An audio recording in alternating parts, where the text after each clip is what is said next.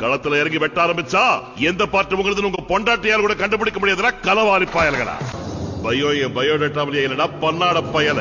என்ன பாக்கணும்னா சாவு கூட என்கிட்ட பர்மிஷன் கேட்கணும்டா.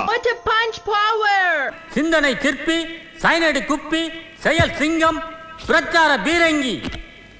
ஒரு வாரமானாலும் எதிரிகளை நேருக்கு நேராக சந்திக்கக்கூடிய போர் குணம் கொண்ட போர் வாள் என்று போற்றப்படும் எங்களுடைய வட்ட செயலாளர் வண்டுமுருகன் அவர்களை இப்பொழுது உங்கள் முன்னே வீர உரையாற்ற வருமாறு அழைத்து உங்களிடமிருந்து விடைபெறுகிறேன். நன்றி, வணக்கம். வாங்கினேன் பெய்யவில்லை என்றாலும் என்னைத்தான் குறை சொல்வார்கள். அதிகமாக மழை பெஞ்சிட்டாலும் என்னத்தான் குறை சொல்வார்கள்.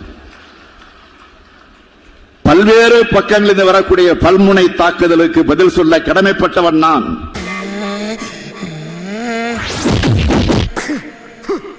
நான் சுத்தி வளைச்சு பேச விரும்பல. ஒரு பக்கம் திராவிட முன்னேற்ற கழகத்துடைய தலைவர், இன்னொரு பக்கம் தமிழ்நாட்டினுடைய முதலமைச்சர். எதிர்கட்சிக்காரரை பார்த்து கேட்கிறேன், அரசியல் நடத்துறியா அராஜகம் நடத்துறியா? என்ன பண்ண கட்சிக்காரன்? என்னையா தப்பு பண்ணா? இந்த மாவட்டத்தில் ஒருத்தர் இருந்தார், அமைச்சர் செந்தில் பாலாஜி. அவரை பத்தி சொல்ல வேண்டிய அவசியமே இல்ல. இருக்கக்கூடிய லோக்கல் சேனல் எல்லாம் செந்தில் பாலாஜியுடைய பினாமி பெயரில் தான் இருக்கு. போக்குவரத்து துறையினுடைய அமைச்சராக இருந்து அந்த துறையில நடத்துனர் பணிக்கு 3 லட்சம், மெக்கானிக் பணிக்கு 6 லட்சம் என்று கொடுத்து ஏமாந்திருக்கக்கூடியவர்கள் லட்சக்கணக்கானவர். மத்தளத்திற்கு 2 பக்கமும் அடி என்பதை போல இருக்கிறது என்னுடைய நிலைமை. கிழிந்த சட்டையை காட்டி தனது நிலையை பாருங்கள் என்று சைகை காட்டி தெரிவித்தார். இதற்கிடையே ஸ்டாலின், துரைமுருகன் உள்ளிட்டோர் ஆளுநரை சந்தித்து முறையிட்டனர். சட்டப்பேரவையில் நிகழ்ந்த நிகழ்வுகள் குறித்தும் தான் தாக்கப்பட்டது குறித்தும் ஆளுநரிடம் மு.க. ஸ்டாலின் எடுத்து கூறினார். இத்தகைய சூழ்நிலையில இருக்கக்கூடிய என்ன மேலும் துன்பப்படுத்துவது போல கழக நிர்வாகிகளோ மூத்தவர்களோ அமைச்சர்களோ நடந்து கொண்டால் நான் என்ன சொல்வது? நீங்க கோபம் இல்லையா?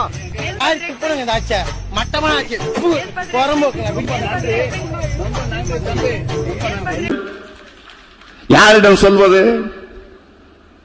நாள்தோறும் காலையில நம்மவர்கள் யாரும் எந்த புது பிரச்சனையும் உருவாக்கி இருக்க கூடாது என்று நினைப்போடுதான் நான் கண் விழிக்கிறேன். ஏதோ ஒரு போன ராங்கா போட்டிருக்கான், ராங் நம்பர்லாம் சாரி சொல்லிட்டு வச்சிட வேண்டியதானே? அதானே உலக வழக்கம். அதை விட்டு 50 பேர் சேர்ந்த ஆட்டோல வந்து என் கட்சிக்காரர் அந்த ஸ்பாட்ல வச்சு துவச்சிருக்கீங்க நீங்க. ஏண்டா வெளியில கதவை பூட்டிட்டு வீட்டுக்குள்ள இருக்க உனக்கு வெக்கமா இல்ல? பூட்டின கதவை உடைச்சிட்டு உள்ள வர்றியே, அது உனக்கு காவாலித்தனமா தெரியல? ஆமா, என்ன விஷயம்? மாப்பிள, இவன் தான் எங்கேயோ செமத்தியா வாங்கியிருக்கான். இங்க வந்து வேற எவனோ வாங்கின மாதிரி அவுத்துறான் பாத்தியா? ஆனா அடிச்சாலும் பரவாயில்லையா? போற வர சின்ன பிள்ளைலாம் விட்டு இவனை அடிச்சு பழகிக்கணும் வேற அசிங்கப்பட்டிருக்கீங்க நீங்க. பழம் இருக்குது என்ன பாடியா இல்ல பள்ளிக்கூடமா? ஏதோ அந்த பையன் பாடியில எனர்ஜினால எஸ்கேப் ஆயிருக்காயா? ஒண்ணு கிடைக்க ஒண்ணு ஆயிருந்தா இந்த கட்சியை யார் காப்பாத்துறது? அவன் ஃபேமிலி யார் மெயின்டைன் பண்றது? வாரிசுகளுக்கான கட்சி கேட்டு கேட்டு புளிச்சு போச்சு. வேற ஏதாவது விமர்சனம் பண்ணி கண்டுபிடிச்சு சொல்லுங்க. நான் இன்னும் சொன்னேன், இது வாரிசுகளுக்கான கட்சி தான். ஆமாம், இது வாரிசுகளுக்கான கட்சி தான். இவ்வளவு குஜராத்ல கூட இப்படி ஒரு சம்பவம் நடந்துச்சு. இதே பையனை ஒரு கட்சிக்காரன் கொண்டு போய் வச்சு அடிக்கிறாயா? ஆனா அவன் இந்த அளவுக்கு ஸ்டெப் எடுக்கல. ஒரு 2-3 நாள் வச்சு அடிச்சு அனுப்பிட்டான். அதுவும் எப்படி பிள்ளைக்கு வலிக்க கூடாதுக்காக ஒரு ஆப்பு பிராண்டி வாங்கி ஊத்தி விட்டு அடிச்சிருக்காயா? அந்த நாகரிகம் கூட உனக்கு தெரியாது? வார்த்தை மிக நாகரிகமான வார்த்தையை, இதுக்கு ஒரு துண்டு சீட்டு வேணுமா? களவாணி, இந்த வார்த்தை மிக நாகரிகமான வார்த்தை, இதுக்கு ஒரு துண்டு சீட்டு வேணுமா? இன்னொன்று, துண்டு சீட்டை வைத்துக்கொண்டே அவர் அதை விவரமா பேசியிருந்தாலும் பரவாயில்ல. அதுல என்ன அடி? பச்சை தண்ணி கூட கொடுக்காம போட்டு அடிச்சிருக்கீங்க. எப்படி எல்லாம் காலில் விழுந்து கடறனா? இறக்கம் இல்லையா உனக்கு? சிறந்தவர்களாக பணியாற்ற வேண்டும் என்பதுதான் எனது ஆசை. ஸ்டாலின் இன்னைக்கு ஒரு சவால் விடுறாரு. யாருக்கு? முதலமைச்சர் அவர்களுக்கு. பாதுகாப்பு அதிகாரிகள்லாம் இல்லாம ஒரு கிராமத்துக்கு போக முடியுமா? இது என்ன சவால்னு எனக்கு தெரியல. ஏன்னா எதையும் ஆதாரத்தோட சொல்லணும். சும்மா 19 தமிழிசை மாதிரியும், பொன் ராதாகிருஷ்ணன் மாதிரியும், அப்புறம் வந்து எச்ராஜா மாதிரியும் வாய்க்கு வந்தபடி சொல்லிட்டு போகக்கூடாது இல்ல. எதையும் புள்ளி விவரத்தோட ஆதாரத்தோட சொல்லணும். அதுக்காக சிலது வந்து இந்த சார், நீங்க அமெரிக்கா சென்று வந்த பிறகு இந்த அமைச்சரவையில் ஏதாவது மாற்றம் இருக்குமா சார்?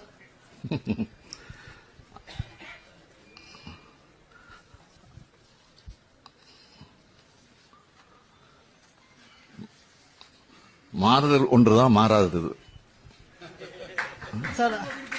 Wait and see. அமைச்சர் துரை வேணாம், எங்க கிட்ட வேணாம். அடிதடி அரசியல் எங்களுக்கு பண்ண தெரியும். ஆனா நாங்க காட்ட மாட்டோம், காட்ட தெரியாது எங்களுக்கு. ஒன்னே எச்சரிச்சுக்கிறேன், என் கட்சி தொண்டனின் காலிலே இருக்க சுண்டு வழியில ஒரு குண்டுமணி அளவு ரத்தம் வந்தாலும் சரி, எதிர்கட்சிக்காரன் தலை தோரணம் கட்டி தொங்கவிடும் என்பதை எச்சரித்துக் கொள்கிறேன். ஏண்டா வெளியில கதவை பூட்டிட்டு வீட்டுக்குள்ள இருக்க உனக்கு வெக்கமா இல்ல? பூட்டின கதவை உடைச்சிட்டு உள்ள வர்றியே, அது உனக்கு காவாலித்தனமா தெரியல? ஆமா, என்ன விஷயம்? பணத்தை எப்ப தருவ? பணத்தை எப்படா தருவ? பணம் வரும்போது தருவோம். எப்ப வரும்? தரும்போது வரும். இவன் சரிப்பட மாட்டான், அவனோட லெஃப்ட் கிட்னி எடுத்துக்கடா. தாமதம். ஏன்? போன வாரம் தான் நம்ம மயிலாடுதுறை மாரிமுத்து வந்து எடுத்துட்டு போனான். அப்ப ரைட் கிட்னி எடுத்துக்கடா. இது ரொம்ப தாமதம். இது எதுக்கு? அதுக்கு முதல் வாரம் தான் சீர்காழி சின்ன முத்து வந்து சீஸ் பண்ணிட்டு போனான். அப்ப கிட்னியே இல்லையா? கொஞ்சோண்டு சட்னி வேணா தர்றேன், நக்கிட்டு போறீங்க.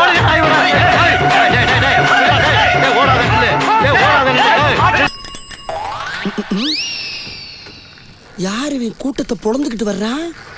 ரைட்டு, சைத்தான் சைக்கிள்ல வருது.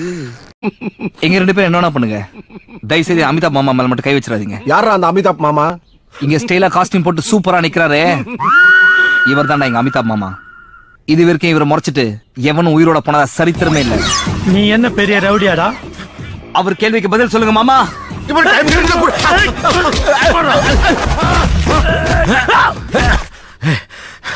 என்ன ஏண்டா அடிக்கிற? இங்க அடிச்சாதான்டா அங்க வலிக்கும். இங்க அடிச்சா இங்கதான்டா வலிக்கும். சரி, நீ யாரு?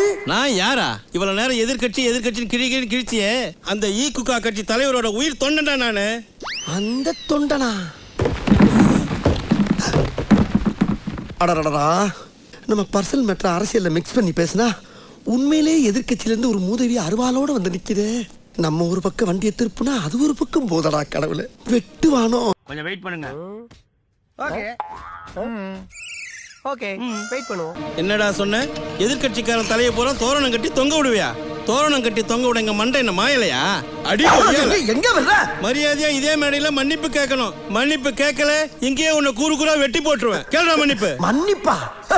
தெரியாது போல நம்மளை பத்தி. பெரியோர்களே, தாய்மார்களே, நான் இருக்கக்கூடிய காக்கூகா கட்சியில் சரியான பாதுகாப்பு இல்லாத காரணத்தினால் அண்ணனருக்கும் இரும்பு கோட்டையாகிய ஈக்குகா கட்சியிலே இணையலாம் என்று முடிவு செய்து விட்டேன். கட்சி மாறுவதால் என்னை கோலை என்றோ பச்சொந்தி என்றோ எண்ணி விடாதீர்கள். இருக்கின்ற கட்சியிலே இருக்கின்ற மேடையிலேயே இங்கிருந்து இன்னொரு கட்சிக்கு தாவும் தைரியமும் தன்னம்பிக்கையும் இந்தியாவிலே எனக்கு ஒருவனுக்கு தான் இருக்கு என்று கூறிக்கொண்டு இங்கிருந்து விடைபெறுகிறேன். அண்ணே வாங்க போ. அண்ணே உங்களுக்கு எனக்கு ஒரே தைரியம், ஓட்டுக்கணே. டேய் முன்னாடி வாடா. அண்ணே பின்னால உட்கார்ந்தா கொஞ்சம் ஈஸியா இருக்கும். நான் முன்னாடி ஓட்டும் போது பின்னாடி இறங்கி வர்றதுக்கா? வா முன்னாடி கேட்டுக்குள்ள வாடா. கேட்டுக்குள்ளையா? அண்ணே கும்பாபிஷேகம் பண்ணணும்னு முடிவு பண்ணிட்டீங்க, அதை ஊருக்கு வெளியே வச்சு பண்ணுங்க. This is the power of ragi களி and நாட்டுக்கோழி குழம்பு. எரியுதடி மாலா, ஃபேனை போடு. ஐயோ மாலா, எரிச்ச தாங்க முடியலடி. பேன 12ஆம் நம்பர்ல வை. ஐயோ 12க்கு எங்க போறது? இருக்கிறதே 5 தான். ஃபுல்லா தான் ஓடிட்டு இருக்கு. அதான் எக்ஸ்ட்ரா ஃபேன் வச்சு காத்தடிச்சிட்டு இருக்கமே, பத்தாதா? எக்ஸ்ட்ரா காத்தடிக்கிறதுக்கு என்ன சைக்கிள் டயரா? இதெல்லாம் நம்புற மாதிரியாங்க இருக்குது. ஆரம்பத்தில் நானும் தான் நம்பல. நம்பினாதான் சோறு போடுன்னு தாத்தா சொன்னாரு. அதுல இருந்து நம்பிட்டேன்.